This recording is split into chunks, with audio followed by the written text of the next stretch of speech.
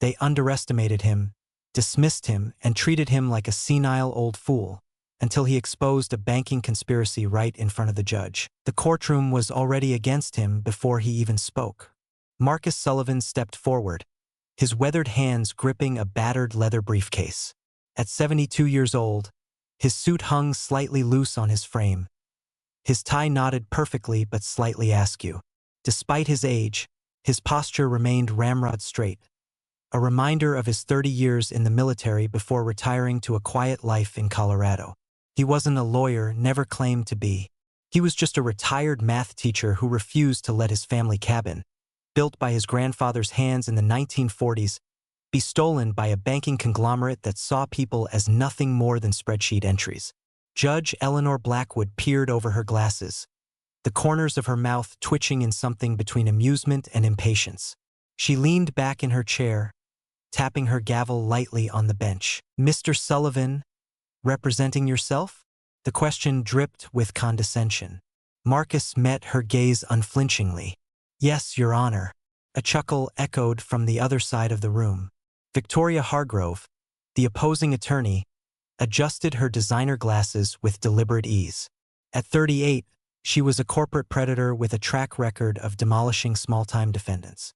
Her firm, Hargrove and Associates, took particular pride in handling distressed property acquisitions for major banks. Victoria was here to do what she did best, win. And Marcus? He wasn't even a challenge. "This shouldn't take more than 15 minutes, Victoria muttered under her breath to her assistant, who responded with a knowing smile. Marcus heard it. He was supposed to hear it. That was the point. But he kept his face impassive. He'd been counted out before. He knew what it felt like to be dismissed, underestimated. That's precisely why he was here.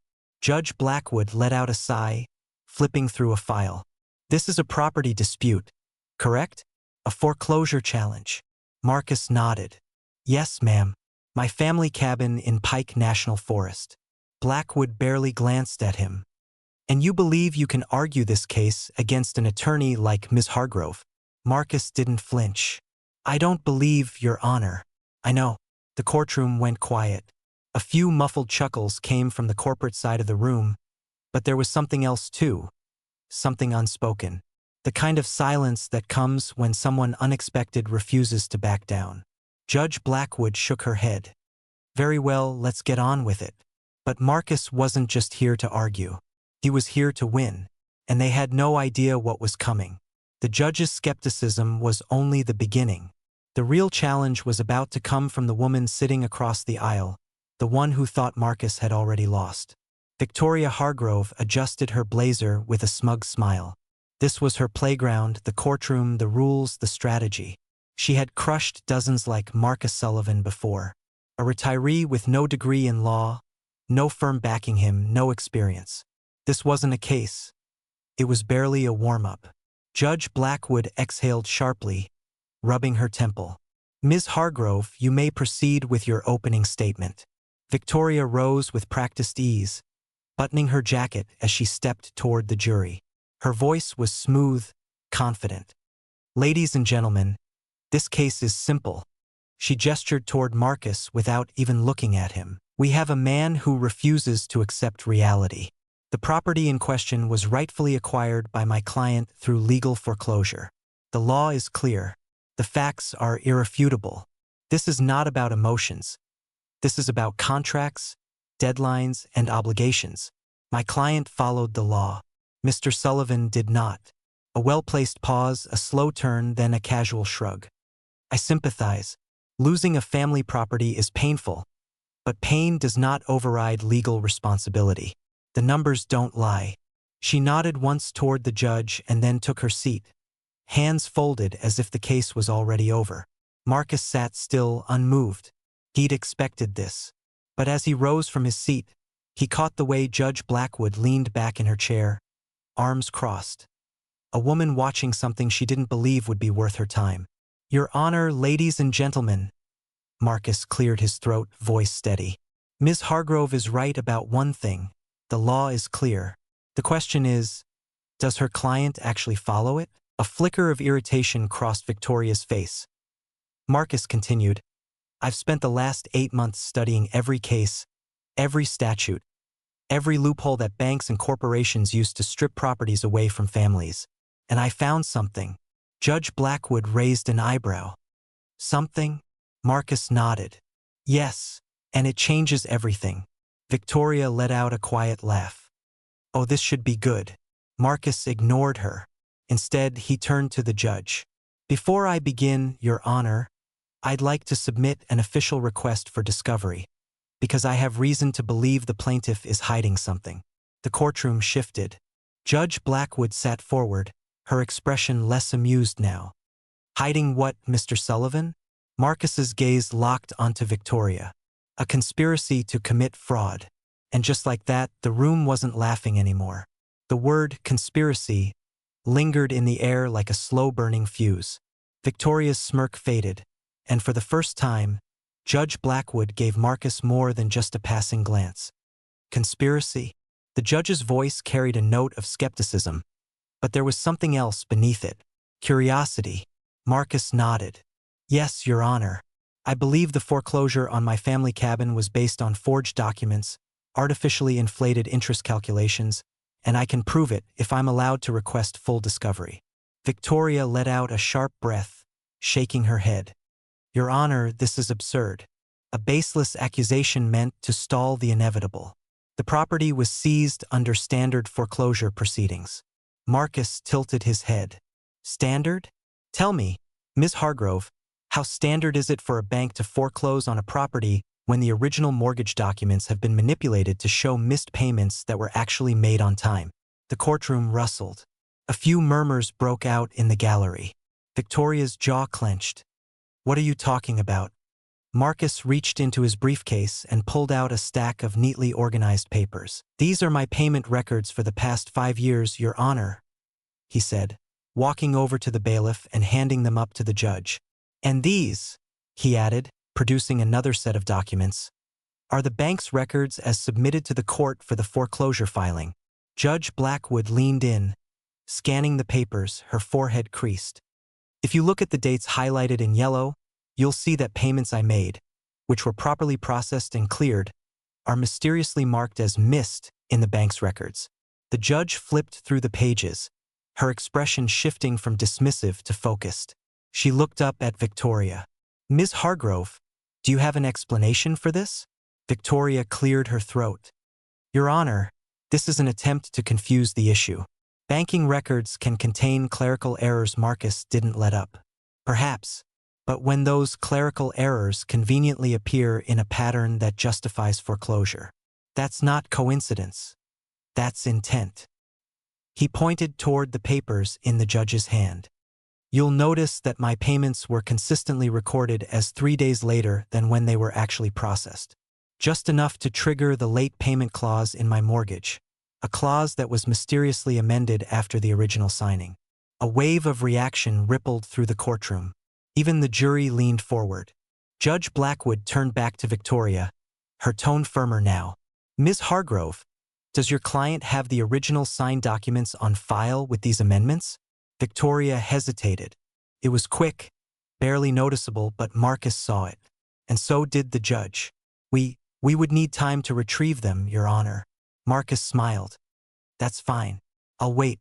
The silence in the room was different now. It wasn't just intrigue. It was doubt. But Marcus wasn't just here to poke holes in their story. He was here to tear it apart piece by piece. And this was only the beginning. Judge Blackwood exhaled through her nose, flipping through the documents again. Her eyes flicked between the mismatched payment records, her fingers tapping against the bench. The judge, who had been so sure of Marcus's incompetence, now looked interested. Victoria, however, was already trying to regain control. Your Honor, these documents don't change the core of the case. The defendant is grasping at straws, hoping to delay the inevitable. The bank followed the legal process. That's what matters. Marcus let the words settle before speaking. Followed the legal process? He let out a small breath, shaking his head. Ms. Hargrove, do you even know who your client bought this debt from? Victoria blinked. What does that have to do with anything? Marcus turned to the judge. Your Honor, the mortgage was sold 4 times before it landed with the current lender. For separate times. But the transfer paperwork, he paused, pulling out another document from his briefcase and walking it to the bailiff. That's where it gets interesting. Blackwood took the papers, scanning them. Her jaw tensed. Marcus continued. Each time the loan changed hands, it should have been accompanied by an endorsement, an official transfer from one lender to the next. But look closely. Victoria shifted uncomfortably in her seat. Blackwood's brows knitted together. There's no signature on the last transfer. Marcus nodded. Exactly. Which means the last company had no legal right to sell to Western Financial, and Western Financial, they never actually owned the loan in the first place. A hushed murmur rippled through the courtroom. The tension in the air thickened. Victoria sat forward, her voice tighter. Your Honor, this is... Blackwood cut her off. This is a problem. Marcus took a slow breath. He had them exactly where he wanted them. They had underestimated him, laughed at him. But now they weren't laughing anymore. But exposing the fraud was one thing. Proving intent was another. And that was where Marcus was about to hit them the hardest. The court recessed for 15 minutes. When they returned, the energy had shifted. Victoria's face had lost its smugness. The confidence that oozed from her at the beginning of the trial was cracking, and Marcus saw it. The woman who had treated this case like a formality was now scrambling for control. Judge Blackwood leaned forward, her tone sharp. Ms. Hargrove, I assume your client has an explanation for why this mortgage was transferred without proper endorsement? Victoria hesitated. Your Honor, I would need to confer with my client before making a statement on that. Marcus tilted his head. You mean the same client who has been submitting legally questionable documents in multiple foreclosure cases just like this one? Victoria snapped her gaze toward him. That's an outrageous claim. Marcus didn't blink. Is it? Because I took the liberty of researching your client's foreclosure history. Turns out my cabin isn't the only property they acquired under these exact circumstances. Another document, another piece of evidence handed up to the judge. Judge Blackwood skimmed the papers, her expression darkening. She exhaled slowly, looking up at Victoria. This case isn't looking as simple as you suggested. Victoria's jaw tensed, but before she could speak, Marcus pressed forward. Your Honor, I'd like to call a witness. Blackwood looked at him. A witness? Marcus nodded. Yes, Christopher Zhang, the former loan officer who processed the last transfer of my mortgage. A quiet gasp from the gallery.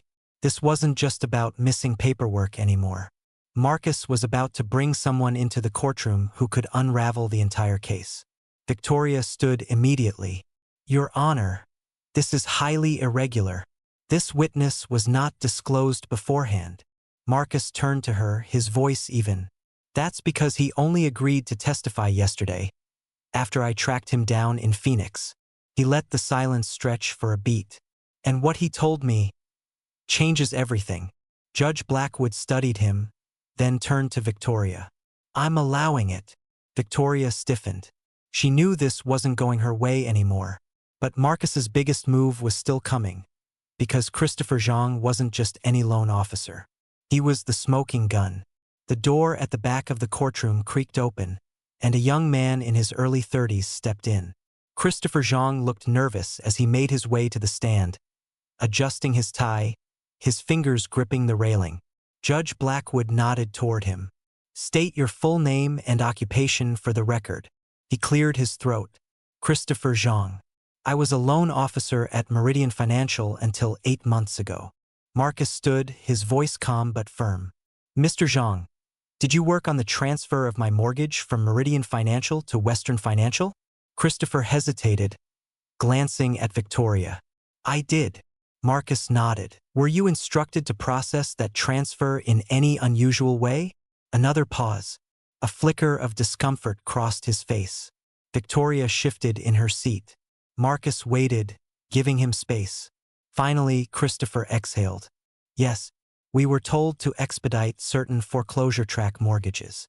A gasp rippled through the courtroom. Judge Blackwood's gaze sharpened. Marcus kept going. Mr. Zhang, Who gave that instruction? Christopher's voice grew quieter. It came from management, but it was coordinated with Western Financial. They provided a list of properties they were interested in acquiring. Another shock waved through the room. And was my cabin on that list? Christopher nodded. Yes, it was one of the priority acquisitions because of its location near the new resort development. The words hung in the air like a thunderclap. This wasn't just fraud. It was a coordinated effort to target specific properties. Victoria shot up from her seat. Objection. This is hearsay, Your Honor. He can't verify the legitimacy of... Judge Blackwood held up a hand, cutting her off. Overruled. Her tone had lost any trace of patience. She turned to Christopher. Mr. Zhang, do you have any documentation of these instructions? Christopher reached into his jacket pocket and pulled out a USB drive. I do. I kept copies of the emails and the property lists. I knew it wasn't right. Victoria sat down, running a hand down her face. She knew it was over. Marcus turned back to the judge. Your Honor, given this testimony, the forged payment records, and the missing mortgage transfer endorsements, I move to have this foreclosure nullified. My family's cabin was targeted through fraudulent means, and now the evidence is right in front of you. Silence. Judge Blackwood exhaled slowly, tapping her gavel on the bench. When she spoke, her voice was firm. The court rules in favor of the defendant. The foreclosure is void. The property is to be returned immediately. Marcus let out a breath he hadn't realized he was holding. The wait, the fight, the months of endless research, it had all led to this moment. He turned, catching Victoria's hollow stare. The woman who once dismissed him as nothing had just been taken down in front of an entire courtroom. But then, just as Marcus began gathering his papers, Christopher Zhang's voice cut through the murmurs of the courtroom. There's something else, Your Honor. The room fell silent again. Judge Blackwood looked up. Yes, Mr. Zhang? Christopher's hands trembled slightly. The resort development I mentioned, it's not just any project. Western Financial is working with New Haven Development Corporation. Marcus froze. New Haven Development Corporation was one of the largest real estate developers in the country, known for their luxury resorts and high-end properties. And, Judge Blackwood prompted. Christopher swallowed hard. The chairman of New Haven Development is Richard Blackwood. The courtroom erupted in gasps. Judge Eleanor Blackwood's face drained of color. Richard Blackwood, the judge's brother. Marcus stood perfectly still, watching as Judge Blackwood's composure cracked for the first time. She slammed her gavel down repeatedly. Order! Order in the court! When the room finally quieted, Judge Blackwood's voice was ice. Mr. Zhang, are you suggesting that I have a conflict of interest in this case? Christopher looked terrified but stood his ground. The documents on the drive include meeting minutes where your brother specifically discussed this project and the properties needed, including Mr. Sullivan's cabin. Victoria Hargrove was on her feet. Your Honor, this is completely inappropriate. Silence! Judge Blackwood snapped. Her hands were visibly shaking now. This court is in recess. I will return in 30 minutes with a decision on how to proceed. She stood abruptly and disappeared into her chambers. The next half hour was the longest of Marcus's life. The courtroom buzzed with whispered speculation. Victoria Hargrove huddled with her team in urgent consultation. Christopher Zhang sat alone, looking like he might be sick. When Judge Blackwood returned, her face was a mask of professional composure, but her eyes were red. In light of the new information presented, I am recusing myself from this case due to potential conflict of interest. This matter will be reassigned to Judge Michael Patel for immediate review. She paused, then added, and I am ordering a full investigation into the business practices of Western Financial and their relationship with New Haven Development Corporation. Her gavel came down with finality. Court is adjourned. 3 weeks later, Marcus Sullivan stood on the porch of his family cabin, 8,500 feet up in the Colorado mountains. The pine-scented air filled his lungs as he looked out over the valley below. Judge Patel had not only upheld Judge Blackwood's original ruling but had expanded it. Western Financial was now under federal investigation for mortgage fraud. Victoria Hargrove's law firm was facing disbarment proceedings, and Richard Blackwood had resigned as chairman of New Haven Development. As for Judge Eleanor Blackwood, she had voluntarily stepped down from the bench, but not before issuing a public statement condemning her brother's business practices and apologizing to Marcus personally. Marcus wasn't thinking about any of them anymore. This wasn't about revenge. It was about justice. His family's legacy would not be stolen. Not today, not ever. But the lesson here wasn't just about winning a case. It was about standing up even when no one believes you can. Marcus stepped back inside the cabin, running his hand along the hewn log walls his grandfather had raised decades ago. He paused at a framed photograph, 3 generations of Sullivans standing proudly in front of the cabin. A knock at the door pulled him from his thoughts. He opened it to find Christopher Zhang standing nervously on the porch. "Mr. Sullivan," Christopher said, "I wanted to thank you." Marcus tilted his head. "Thank me? I should be thanking you. Your testimony saved my cabin." Christopher shook his head. "No, you don't understand. What you did, standing up to them like that, it gave me the courage to come forward. I was scared for months, keeping those documents, knowing what they were doing." Marcus stepped aside, inviting the younger man in. "Sometimes the hardest thing and the right thing are the same thing." Christopher followed him inside. "They offered me money, you know, Victoria's firm, to stay quiet." Marcus nodded. "How much?" "6 figures," Christopher said quietly. "More money than I've ever seen. And yet you're here." Christopher looked around the cabin, taking in the history etched into every beam and board. "Some things are worth more than money, Mr. Sullivan. I learned that from you." Marcus smiled for the first time in months. "Call me Marcus." As the sun began to set over the mountains, casting long shadows across the cabin floor, Marcus Sullivan realized that this fight had never really been about a piece of property. It had been about principle, about justice, about refusing to be silenced by those with power and money. In a world where the system was often stacked against the individual, one man with determination and truth on his side had made a difference. And that was a story worth telling. If you found this story as compelling as the courtroom did, hit that subscribe button. Because in the real world, the fight for justice doesn't end here. There are more stories to tell, more battles to fight, and more underdogs ready to stand up against the system.